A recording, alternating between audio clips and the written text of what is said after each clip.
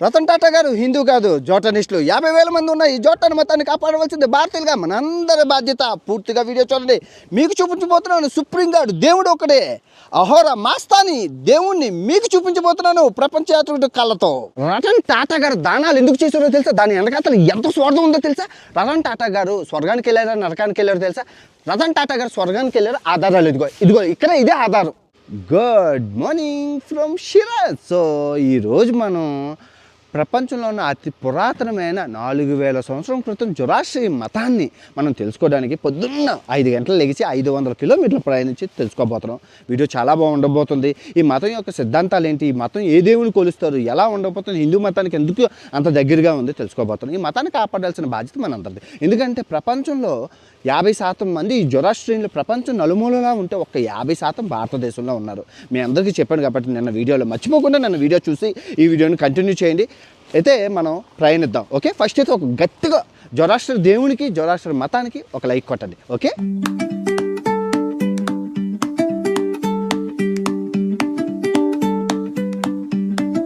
మొత్తానికి సగం దూరం అయితే వచ్చామన్నమాట. కోడూరు అబ్బాయి రాత్రి 500 కిలోమీటర్లు ప్రయాణించి వచ్చాడు, మళ్ళీ 1000 కిలోమీటర్లు ప్రయాణించడానికి మనం అంతా మామూలుగా ఉండదు. ఇప్పుడు ట్యాక్సీ తీసుకున్నాము, 5,000 తీసుకున్నాడు. 5,000 కదా తీసుకున్నాడు, 5,000 తీసుకున్నాడు తక్కువ. హుసేన్ సలాం వాలేకం. మామూలు వెదర్ మామూలుగా లేదు, మొత్తం మంచు. కానీ అక్కడంతా ఎడారు కాబట్టి వేడిగానే ఉండవచ్చు. సగం మొత్తం చలి అండ్ మంచు, దానికి తోడు వర్షం. Let's go.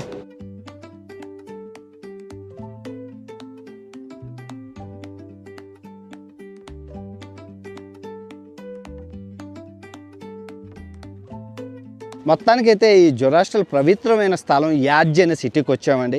ఇప్పుడు వీళ్ళ పవిత్రమైన స్థలంలో ఉన్నాము.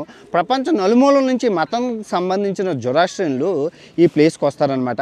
ఇప్పుడు మనం హిందువులకి గుళ్ళు దేవాలయాలు ఉన్నట్లు, క్రైస్తవులకి చర్చిలు ఉన్నట్లు, ముస్లింలకి మసీదులు ఉన్నట్లు ఈ జొరాస్ట్రియన్ మతాన్ని వాళ్ళకి ఫైర్ టెంపుల్ అనేసి ఉంటుంది. ఇది గుడి. ఈ గుడిలోని దేవుడు అలా నిత్యం అగ్గి వెలుగుతూనే ఉంటుంది. దాన్ని వీళ్ళు పూజిస్తారనమాట. ఇంకా చాలా విశేషాలు లోపలికి వెళ్ళి చెప్తాను, బయటికి వెళ్ళి ఇంకా చూపిస్తాను. ఈ మతం చాలా ఇంట్రెస్టింగ్గా ఉండబోతుంది. ఇది ఈ మతాన్ని కాపాడాల్సిన బాధ్యత మన భారతీయులుగా మనందరిది మన చేతుల్లో ఉంది. అంతరించిపోతున్న ఈ మతాన్ని భావితరాలకి కూడా మనం అందించాలి. ఈ మతం యొక్క సిద్ధాంతాలు చాలా బాగుంటాయి. ఎగ్జాంపులే రతన్ టాటా గారు. సో ఇప్పుడు మీరు చూస్తున్నారు కదా, టెంపుల్ ఆఫ్ ఫైర్లోని ఆ ఫైర్ ఏదైతే ఉందో 1,500 సంవత్సరాల నుంచి కంటిన్యూస్గా వెలుగుతూనే ఉంది. సో అది ఎప్పటికొచ్చి ఆరలేదు, ఇంకెన్ని సంవత్సరాలు ఎరుగుతుందో తెలియదు. కానీ ఈ జొరాస్ట్రియన్ మతానికి అయితే ఇది చాలా పవిత్రం. నిజంగా గ్రేట్ కదండి. ఈ ఫైర్ ఇన్ని సంవత్సరాల నుంచి వెలుగుతూనే ఉంది. 1,500 సంవత్సరాల నుంచి ఆరకుండా వెలగడం అంటే నిజంగా ఒక అద్భుతం. సో ఇప్పుడు మీరు చూస్తున్నారు కదా, వెనకాతలు ఉన్న ఆయన ప్రవక్త జొరాస్టర్ అనమాట. సో ఈయన జొరాస్టర్ మతం ఉందని కనిపెట్టిన ఆయన, అంటే ఆయన కనుగొన్నారు. సో భగవంతుడు ఒకడే, ఆ సుప్రీం గాడు, ఆయన పేరే అరోరా మాస్తా అని చెప్పింది ఈయనే. సో మీరు చూసుకుంటే ఈ జొరాస్టర్ పేరే ఈ మతానికి కూడా పెట్టారు. ఈయన పేరు ఈ మతానికి పెట్టారు, జొరాస్టర్ మతం. సో హిందువులకి పవిత్రమైన గ్రంథం ఏదైతే ఉందో భగవద్గీత. సో ముస్లింలకి పవిత్రమైన గ్రంథం ఖురాన్. సో క్రైస్తవులకి పవిత్రమైన గ్రంథం బైబిల్.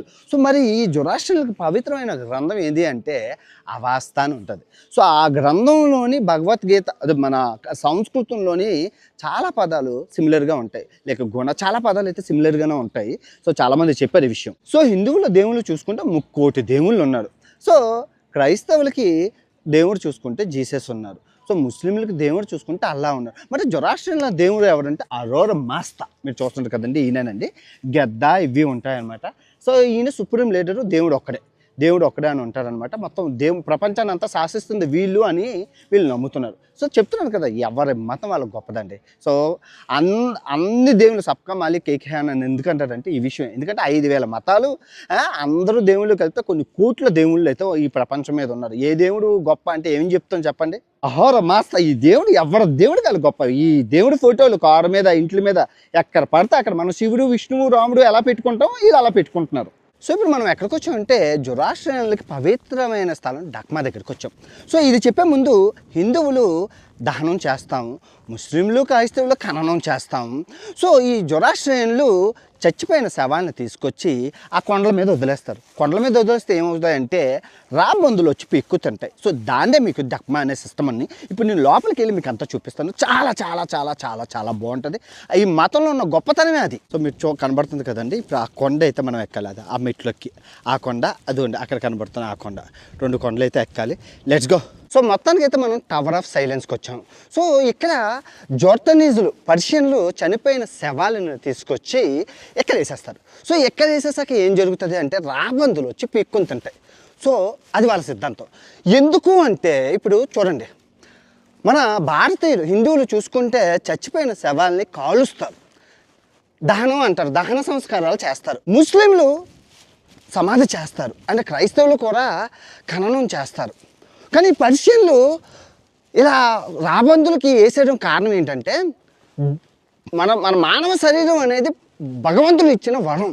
సో అది మళ్ళీ ప్రకృతికి అందాలి అనేది జోర్డనీయుల సిద్ధాంతం. మీకు అర్థమవుతుందా? సో నదిలో వేయడం వల్ల, కాల్చడం వల్ల, పోర్చడం వల్ల పర్యావరణానికి హాని కలుగుతుంది. సో ఈ విధంగా అయితే ప్రకృతికి మనం ఏదో ఒకటి చనిపోయాక కూడా మన పార్థవ శరీరాలు దాతృత్వం చూపించడం అంటారు ఇది. సో మనం చనిపోయినా కూడా మన శరీరాలు ఏదో దానికి ఉపయోగపడుతున్నాయి, ఏదో జీవికి ఉపయోగపడుతున్నాయి అనే సిద్ధాంతం, దాతృత్వం ఈ మతంలో ఉంది. అదే జోర్డనీస్ మతం. సో ఇంకో విషయం నేను మీకు చెప్తాను, దగ్గరికి రండి. సో మీరు చూసుకుంటే రతన్ టాటా గారు స్వర్గానికి వెళ్ళారా నరకానికి వెళ్ళారా అని మీకు ఒక డౌట్ రావచ్చు. ఎస్, రతన్ టాటా గారు స్వర్గానికి వెళ్ళారు. దానికి ఆధారాలు ఏంటి అంటే వీళ్ళ మన ఏంటి పాపం పుణ్యం అని ఉంటుంది. పాప పుణ్యం ప్రకారం మనం స్వర్గం నరకం అనేది మనకు ఉంటుంది.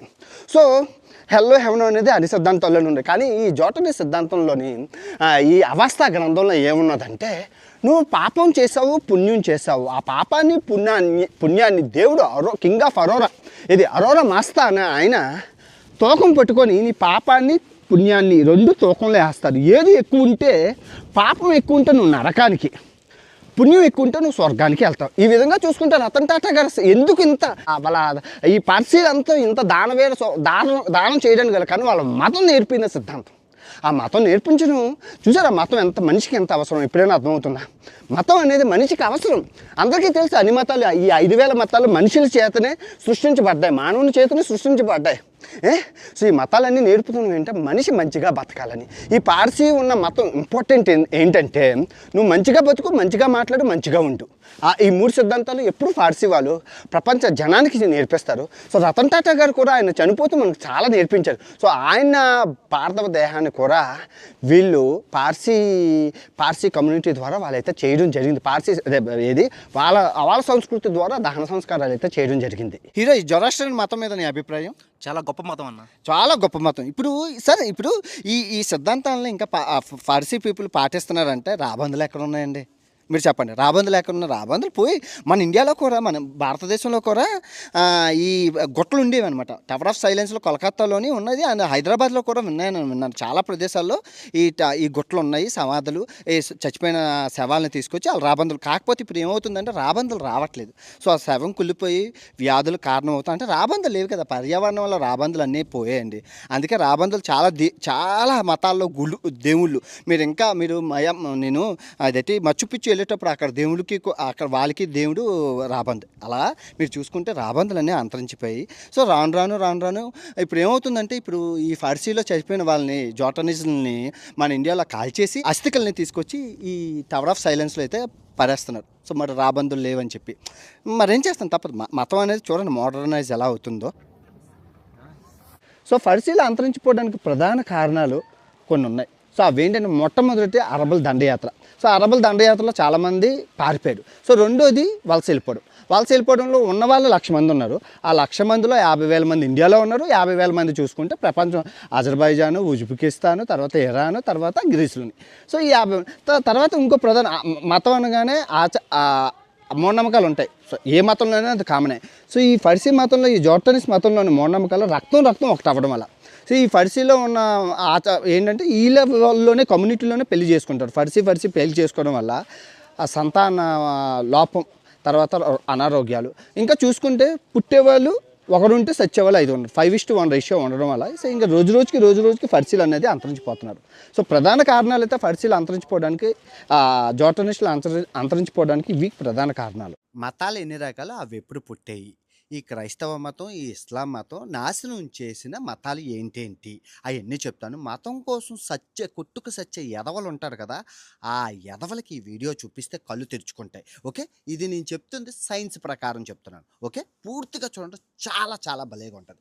సో ఫస్ట్ ప్రధాన మతం, ప్రపంచంలోని యావత్ ప్రపంచం ఒప్పుకున్న, సైంటిస్టులు ఒప్పుకున్న, ఆర్కియాలజిస్టులు, భూగర్భ శాస్త్ర నిపుణులు ఒప్పుకున్న మతం, పురాతనమైన మతం హిందువ మతం. దాని యొక్క వయసు 6000 సంవత్సరాలు పైబడినవి. 6000 సంవత్సరాలు ఎందుకంటున్నానంటే దొరికిన విగ్రహాలను చెక్ చేస్తే 6000 సంవత్సరాలు అని బయటపడ్డాయి. ఓకే, అది పక్కన పెట్టండి. అది ఎక్కడ పుట్టింది? భారతదేశంలో పుట్టింది. ఓకే, సో రెండో అతిపెద్ద మతం జొరాస్ట్రియన్ మతం. రతన్ టాటా గారు ఉన్న మతం అదే పార్సీలు అంటారు. అది ఎక్కడ పుట్టింది అంటే ఇరాన్, పర్షియా సామ్రాజ్యాల్లో పుట్టింది. దాని వయసు 4000 సంవత్సరాలు. దొరికిన విగ్రహాలని చెక్ చేస్తే బయటపడింది వయసు 4000. ఓకే, ఆ తర్వాత ప్రపంచంలో మూడో అతి పురాతనమైన మతం యూదుల మతం. ఇజ్రాయెల్లో పుట్టింది, వయసు 3000 సంవత్సరాలు. ఓకే, అది ఇజ్రాయెల్లో పుట్టింది. ఆ తర్వాత పుట్టిన మతం బుద్ధిజం, 2000 పైబడి చిలుకులు. జైనిజం, రెండు ఒకే పీరియడ్లో పుట్టే, రెండు భారతదేశంలో పుట్టే. Buddhism, Jainism. మీ అందరూ గౌతమ బుద్ధుడు తల్లిదండ్రులు హిందువులు. సో వాళ్ళకి జన్మించినోడే మన కాకపోతే మనోడు కొంచెం బుద్ధిజం గురించి చెప్తుంటే భారతదేశంలో 3 దేవుళ్ళు ఉన్నారు, నువ్వెందుకు మాకు బొక్క అంటే ఈ చైనా, ఏషియా, థాయిలాండ్ పారిపోయి బుద్ధిజాన్ని మయన్మార్లోని ప్రచారం చేసుకున్నాం. ఇండియా తన్ని తగిలేసింది ఆ మతాన్ని. ఓకే, జైనిజంకి బుద్ధిజంకి తేడాలని చెప్పి మనకి 10th క్లాస్ బుక్లో 10 మార్కులకు ఒక క్వశ్చన్ ఉండేది. భేదాలు చెప్పమంటే నాకైతే 8 మార్కులు వచ్చాయి, గుర్తుపెట్టుకోండి. So Jainism అంతరించిపోయింది. బుద్ధిజం బాగా ఫామ్లో ఉండటం వల్ల అది వ్యాప్తి చెందింది ప్రపంచవ్యాప్తంగా. ఓకే, అయిపోయింది. ఇప్పుడు అసలైన మతాలు, లాస్ట్ చివరి మతాలు ఏది? క్రైస్తవ మతం, ఇస్లామిక్ మతం. 1000 సంవత్సరాల మతాలు ఇవ్వంటారు. 1000 సంవత్సరాల మతాలు ఇవి ఎక్కడ పుట్టాయి అంటే ఇదిగో ఈ ఇజ్రాయెల్ మతం లోపల ఆల్రెడీ యూదుల మతం ఉన్న యూదులు మతంలోనే ఈ పుట్టిందే క్రైస్తవ మతం. ఇజ్రాయెల్, బెత్లెహేము, యేసయ్య జన్మించిన ప్రదేశం మీ అందరికీ తెలుసు. జెరూసలేము, బెత్లెహేము, ఇజ్రాయెల్ ఇవన్నీ ఆ బెల్ట్లోనే ఉంటుంది. ఆ పక్కనే పుట్టింది సౌదీ అరేబియాలోని మన ఇస్లామిక్ మతం. అందుకే అంటారు ఈ యూదుల నుంచి పుట్టిందే ఇస్లామును, ఆ తర్వాత క్రైస్తవ మతం. 1000 సంవత్సరాల మతాలు ఇవి. ఈ చరిత్ర ఇక్కడ ఈ బెల్ట్లోనే, ఈ చిన్న డాట్లోనే ఈ 3 మతాలు పుట్టినవి. యూదుల మతం అంతరించిపోయింది. సో ఇప్పుడు లేటెస్ట్గా పుట్టిన ఈ చిన్న చిన్న మతాలు మళ్ళీ గుర్తుపెట్టుకోవాలి. ఈ మతాలన్నీ మనిషి చేత నిర్మించబడినవి, అక్కడ ఆకాశం నుంచి కాదు. ప్రపంచంలో 5000 మతాలు ఉన్నాయి. ఈ 5000 మతాల్లో ఒక 5 మతాలు టాప్ ఫామ్లో ఉన్నాయి, మిగతా మతాలన్నీ అంతరించిపోయి. ఈ 5 మతాలు నాశనం చేసేసా. అవేంటో చెప్తాను, జాగ్రత్తగా వినండి, చాలా బాగుంటుంది. ఇప్పుడు క్రైస్తవ మతం నాశనం చేసిన మతాల గురించి నాగరికతలు మళ్ళీ గుర్తుపెట్టుకోవాలి. నాగరికతలు వేరు, మతాలు వేరు. మీరు బాగా గుర్తుపడు. ఇప్పుడు ఈ క్రైస్తవ మతం ఇక్కడ పుట్టింది అన్నాం కదా, ఇజ్రాయెల్ దగ్గర ఈ బెత్లెహేము, ఈ జెరూసలేంలో పుట్టిన క్రైస్తవ మతం యూరప్ అంతా పాకింది. యూరప్లో ఉన్న దేశాలన్నీ పాకాయి. సో యూరప్లో ఉన్న బ్రిటిషర్లు, తెల్లవాళ్ళు, స్పానిష్ ప్రభుత్వాలు, పోర్చుగీస్ ప్రభుత్వాలు, డచ్ ప్రభుత్వాలు, ఈ తర్వాత ఫ్రెంచ్ ప్రభుత్వాలు, తర్వాత ఈ మొత్తం వీళ్ళందరూ తీసేసుకొని ప్రపంచవ్యాప్తంగా పాకించారు. ఎలా పాకించారంటే ఫస్ట్ క్రైస్తవ మతాన్ని చూసుకుందాం. సో ఈ స్పాట్ అంతా అయిపోయింది, క్రైస్తవ మతం అయిపోయింది. సో వాళ్ళు ఏం చేశారంటే ఇక్కడి నుంచి తీసుకెళ్ళి మొత్తం ఈ ఖండాల్లో ఏం ఉండేవి కాదు. ఈ మొత్తం అమెరికా, కెనడా, మెక్సికో ఇవన్నీ తీసుకెళ్ళి ఈ రష్యా, ఈ ప్రాంతాలన్నీ క్రైస్తవ మతంతో నింపేశారు. మొత్తం ఏసయ్య హల్లెలూయా, ఏసు రక్తమే జయం, సిలువ రక్తమే జయం, మొత్తం నిండిపోయింది. సో ఆ తర్వాత ఈ బెల్ట్ ఏదైతే ఉందో గోతిమాలా, బెలీజు, హందూరస్, నికరాగ్వా, పనామా, ఈ 6 దేశాలని మొత్తం కలిపేశారు, చర్చిలు కట్టేశారు. ఏసయ్య హల్లెలూయా అయిపోయింది. ఆ తర్వాత ఇక్కడ మీరు చూసుకుంటే పెరులోని అప్పటికి నాగరికత అని ఉండేది. మీకు చూపించాను, మరి చూపించు. వాళ్ళు సూర్యదేవుని కొలుస్తారు, సూర్యుడిని, అగ్ని, వాయువుని కొలుస్తారు. సో ఆ నాగరికతని నాశనం చేసి స్పానిష్ ప్రభుత్వాలు ఏసైని తగిలించేసి వెళ్ళిపోయారు. వాళ్ళు ఇప్పటికీ గోల పెడతారు, మాకు ఒక మతం ఉందరా బాబు, మాకు ఒక నాగరికత ఉందరా, ఎవరో పట్టించుకోరా అంటే బొక్కలోరు మా పో గాలికి పో వేసాయి. ఇప్పుడు అందరూ హల్లెలూయా. అక్కడ ఇంకా పాటించే వాళ్ళు ఉన్నారు. ఇంకా ఇంకా దేవుణ్ణి పచ్చమామ, విరకోచ్చ వీళ్ళందరినీ పాటించే వాళ్ళు ఉన్నారు, గుర్తుపెట్టుకోండి. తర్వాత ఈ మెక్సికోలో ఉన్నది మయాన్ల నాగరికత, అతి పురాతనమైన నాగరికత. ఆ, వాళ్ళు వాళ్ళు కూడా దేవుణ్ణి, పావుల్ని, కోబ్రాల్ని, తర్వాత కింగ్ కోబ్రాల్ని పాటిస్తారు. మీ అందరికీ చూపించాను. సో ఆ మయాన్ల నాగరికతను నాశనం చేసేసి అక్కడ కూడా ఈ స్పానిష్ ప్రభుత్వాలు హల్లెలూయా చర్చిలు కట్టారు. ఇది మీరు నూతిలో కప్పల్లాగా మీరు నూతిలో ఉంటారు. మీ మీ ఊర్లో మీకేం తెలీదు. నేను ఈ ప్రపంచం అంతా, విశ్వాన్ని అంతా తిరిగేశాను. సో నాతో మాట్లాడాలంటే కష్టం. సైన్స్ చెప్తున్నాను, నేను మీకు సైన్స్ చెప్తున్నాను, జాగ్రత్తగా వినండి.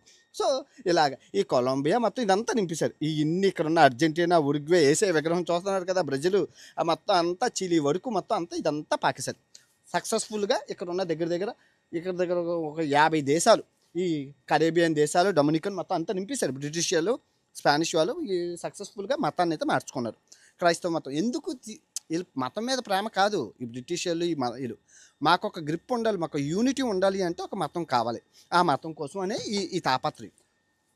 సో క్రైస్తవ మతం అలా చేస్తుంటే ఇస్లాం మతం ఇద్దరు అన్నదమ్ములే కదా. క్రైస్తవ మతం, ఇస్లాం మతం ఈ యూదుల నుంచి పుట్టినవి, అన్నదమ్ములే కదా.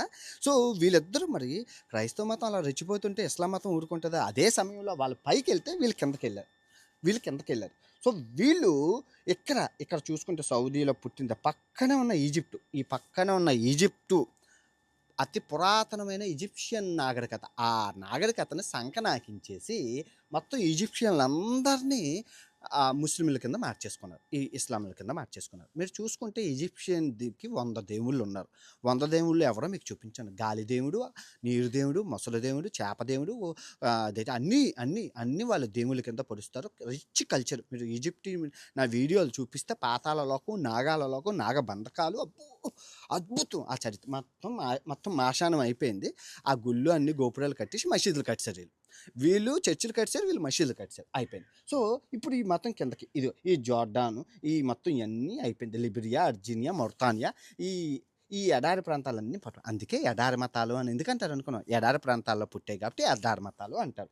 సో అయిపోయింది మొత్తం ఈ సోమాలియా, మొత్తం ఇదంతా బెల్ట్ అంతా అయిపోయింది. సో తర్వాత వీళ్ళు ఈ మతాలు సౌదీ అరేబియా దగ్గర నుంచి ఇరాక్, సిరియా, ఈ పర్షియా కల్చర్ని నాశనం చేశారు. ఈ జోర్డానిజం మతాన్ని కంప్లీట్గా నాశనం చేసేసి ఈ పర్షియా సామ్రాజ్యాలను ఆక్యుపై చేసుకుని ఈ దండయాత్ర, అందుకే అక్కడి నుంచి పారిపోయి వచ్చారు ఈ మన ఇండియాకి. సో తర్వాత మీరు చూసుకుంటే అలాగే ఇరాన్ మీదుగా ఆఫ్ఘనిస్తాన్ మీదుగా పాకిస్తాన్ మీదుగా భారతదేశం వచ్చారు మొఘలులు, అక్బరు. దండయాత్ర అబ్బో, భారతదేశానికి మొట్టమొదటి వచ్చింది క్రైస్తవులు కాదు, ముస్లింలు వచ్చి దండయాత్రలు చేసి, నాశనాలు చేసి, దాచుకొని అబ్బో. మీరు చూసుకుంటే ఈ క్రైస్తవ మతం, ఇస్లామిక్ ఈ క్రిస్టియన్ మతాలు కొంచెం శాంతం, నెమ్మది కొంచెం. వీళ్ళు అలా కాదు, డైరెక్ట్ అటాక్. ఇదిగో మీరు బుద్ధుడి విగ్రహాలు మొత్తం నాశనం చేశారు. ఆఫ్ఘనిస్తాన్లో చూసారు బుద్ధుడి విగ్రహాలు. ఈ బుద్ధుడి విగ్రహాలన్నీ నాశనం చేశారు. ఇండియా చెప్పింది, బాబు నాశనం చేయకుండా మేము ట్రాన్స్పోర్టేషన్ ఇలా బాంబు పెట్టి పూలు చేసి దేవుడికి మా దేవుడే గొప్ప, మొత్తం నాశనం చేసుకొని మన ఇండియాలో ఎన్నో గుళ్ళు దండయాత్రలు చేసి, ఇవన్నీ సైన్స్ సోషల్ పుస్తకాలు 10th క్లాస్ పుస్తకాల్లో ఉంటాయి. మీరు చదువుకుంటే మీకు తెలుసు, నేను చదువుకున్నాను కాబట్టి నాకు తెలుసు. ఇవన్నీ నాశనం చేసి అక్బరు బక్యార్ ఖిల్జీ అయితే నలంద యూనివర్సిటీని తగలెట్టేశారు వారం రోజులు. ఆ యూనివర్సిటీ ప్రపంచంలో అతిపెద్ద యూనివర్సిటీ, ప్రపంచంలో అతిపెద్ద లైబ్రరీ వారం రోజులు కాలిపోయింది నలంద యూనివర్సిటీ. మీరు బొద్దగయ్యా అటు సైడ్ వెళ్తే మీకు అర్థమవుతుంది. సో ఆ విధంగా నాశనం చేసి ఇండియాని చేశారు. ఇండియాలో అందరూ అప్పటికి మతం మార్చేసుకున్నారు. వీళ్ళు ఏంటంటే మతం మారుతావా చేస్తావా, సింపుల్. వీళ్ళు సిద్ధాంతాలు ఏంటంటే మతం మారుతావా చేస్తావా, చర్చకన్నా మతం మార్చుకోవడం ఏంటో అలా. ఆ విధంగా మత మార్పులు అయితే క్రైస్తవ మతం, ఇస్లామిక్ మతం బాగా సక్సెస్ఫుల్గా చేసేసుకున్నారు. ఇదంతా మొత్తం ఈ బెల్ట్ ఇదంతా.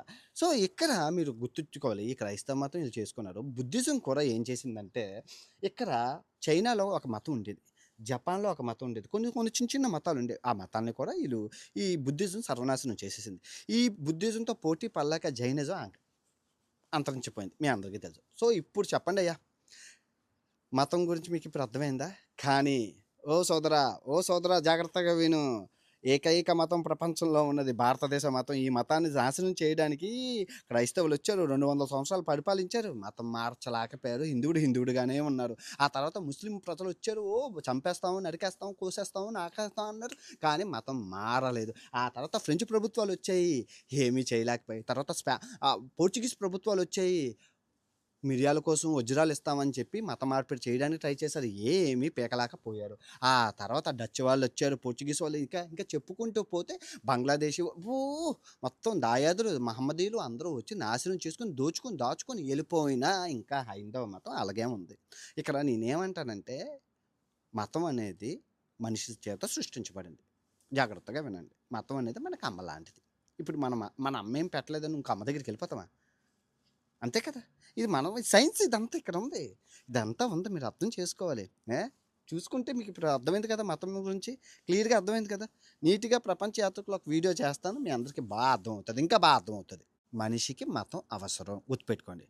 ఇంకా ఈ మతం గురించి ఇంకా డీప్ అనాలిసిస్ కావాలంటే ఐఏఎస్లు ఐపీఎస్లు ఉంటారు, వాళ్ళు క్రిస్టియన్లు ముస్లిమ్సే వాళ్ళు కూడా. సో వాళ్ళని అడిగితే ఈ చెప్పిన వీడియోలో తప్పు లేదు, అన్వేష్ చెప్పింది రైట్ అనే చెప్పాలి, ఎందుకంటే అది సైన్స్ కాబట్టి. కానీ మీరు నాంబిషానా గాళ్ళు ఎవరైతే ఉంటారో, తొడాషానా గాళ్ళు 6వ క్లాసు 3వ క్లాస్ చదివి పాస్టర్లు అయిపోయిన వాళ్ళు, 1వ క్లాస్ చదివి సన్యాసులు అయిపోయిన వాళ్ళు, అసలు నాంబిషానా గాళ్ళు అడిగితే సర్వం బొచ్చు నాకే తెలుసు అంతా నేనే దేవుణ్ణి అంటారు. వాళ్ళకి ఏం తెలియదు. నాంబిషానా గాళ్ళు ఏ పని చేతకాక అలాగా అలా ఇవన్నీ చూస్తున్నాం కదా. మీరు అడగాల్సింది సైంటిస్టులని, ఆర్కియాలజిస్టులని, భూగర్భ శాస్త్ర నిపుణుల్ని, ఐఏఎస్ని, ఐపీఎస్ని, సోషల్ టీచర్లని అడిగితే బుక్కుల్లోని ఆ ఆధారాలు సైన్స్లను చూసుకొని చెప్తారు. మీరు నాంబేషనా గల అడిగితే మీ నాంబే. అందుకే చదువు అనేది ఇంపార్టెంట్. చదువుకుంటే చూసారు ఎంత నాలెడ్జ్ ఉంటుందో. చదువు ఎంత ఇంపార్టెంటో మీకు ఇప్పుడు అర్థమైందా? చదువుకుంటే ఈ మాత్రం నాలెడ్జ్ ఉంటుంది. చదువు లేదనుకో నాదేమిటో గొప్ప. ఏ మతం అయితే అవనేయండి, మనిషిని మనిషిగా చూడడం అనేది ముఖ్యం. సో ముందు వీడియో చూసిన వాళ్ళకి ఈ వీడియో చాలా బాగా అర్థమవుతుంది. ఐ హోప్ మీకు నచ్చిందని అనుకుంటాను. జొరాస్ట్రర్ మతం, రతన్ టాటా గారు, ఈ వలస మొత్తం ఈ పర్షియన్ల గురించి, సామ్రాజ్యం గురించి హిస్టరీ అంతా మీకు నచ్చిందని అనుకుంటున్నాను. ఇరాన్ ఇప్పుడు ప్రజెంట్ చాలా తక్కువ చవకలో ఉంది. ఎవరైనా రావాలి అనుకుంటే ప్లాన్ చెప్తాను. ప్రపంచ యాత్రికుడు ఛానల్లో ఇరాన్ ఎలా రావాలని తక్కువ డబ్బులతో ప్లాన్ గీసి రాసి 15 రోజులకి మీకు చెప్తాను. మీరు అది అలా ఫాలో అయిపోయి మంచి నీళ్ళగా వచ్చింది. వీళ్ళకి ఇంగ్లీష్ రాదు, మీకు ఇంగ్లీష్ రాదు, సో ఏం అవ్వదు. గూగుల్ ఉంటుంది కాబట్టి వచ్చేచ్చు. థాయిలాండ్, బ్యాంకాక్ వెళ్తారా, అంతకన్నా చవక, చాలా బాగుంటుంది. Hero thank you so much అయ్యా. తిరుపతి వస్తే మళ్ళీ నువ్వే తీసుకెళ్ళా, తిరుపతిలో కలుద్దాం. వెల్కమ్ అన్న, బాయ్. సో ఈ వీడియో ఎంతటితో సమాప్తం. నెక్స్ట్ వీడియో ఇరాన్ రుచులు మతులు పోతాయి అనమాట. బిర్యానీలు, సమోసాలు, అబ్బా అద్భుతం, నా భవిష్యత్తు, నా బెస్ట్ ఫుడ్ అనే చెప్పాలి ఇరాన్ ఫుడ్. నెక్స్ట్ వీడియో మర్చిపోకండి. సో ఆ తర్వాత నేను కొత్త దేశం వెళ్ళిపోబోతున్నాను. ఆ దేశం ఏదో గెస్ట్ చేయండి. ఈ ఇరాన్ చుట్టూ ఉన్న దేశాలే, ఏ దేశం ఏదో మీరు గెస్ట్ చేయొచ్చు. సో ఈ వీడియో ఎంతటితో సమాప్తం. తిరిగి మరో మంచి దేశంతో కలుసుకుందాం. ఇట్లు మీ ప్రపంచ యాత్రికుడు యాజ్, ఇరాన్ దేశం నుంచి. జై హింద్.